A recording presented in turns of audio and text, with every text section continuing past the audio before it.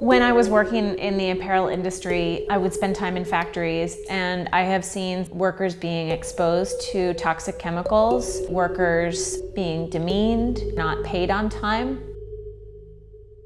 Why do I get to see these conditions and this is invisible to the average consumer? If we depend on those products, those workers should be assured a basic minimum standard of working conditions. The most common way that companies get information about their factories is through a social audit.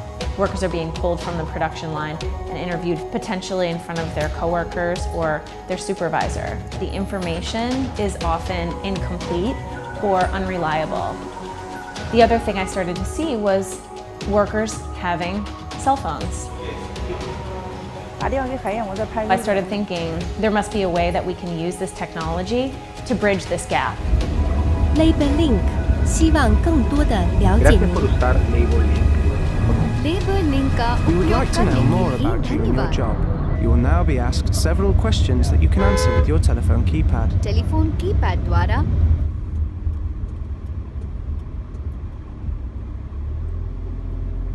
So I am Deepak, I'm the general manager of Mattel Foshan, China. We make Fisher-Price toys here. We have roughly around 3,000 employees working for us in 2 shifts. It's roughly around 20,000 square meters of assembly and pack out area. We got roughly 70 lines, and at this point we are making around 100 different SKUs.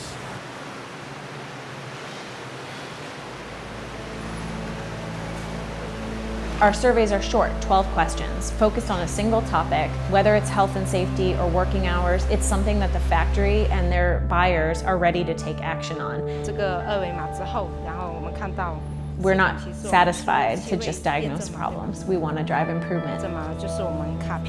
Initially, we had customized surveys, but we've kind of found the convergence of what topics people care about. We see a growing realization that if you don't have access to basic health services, you'll be gone from work more, and that affects the bottom line of the factory.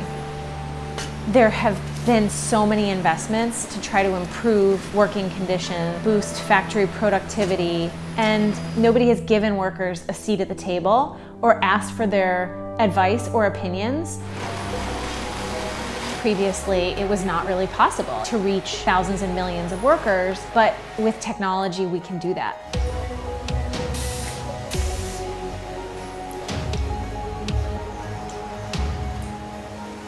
I think one of the challenges for Mattel or any consumer product company is learning how to navigate through the various political, economic, cultural, environmental conditions that we find ourselves in that are very different from Mattel, which is based here in the US. Aggregating the data with other types of factories helps us to understand what things may or may not be specific to Mattel and the toy industry and what things are just general across the board. One of the biggest benefits is understanding how do we retain those workers, what kind of career goals and aspirations they have. So at the end of the day, they're not only improving their own lives, but hopefully they can impact the lives of their families and ultimately the world. We've actually done side-by-side comparisons with audits. At one factory in China, 41% of workers in our Laborlink survey reported some type of verbal harassment, and an audit didn't have any findings related to that issue at all.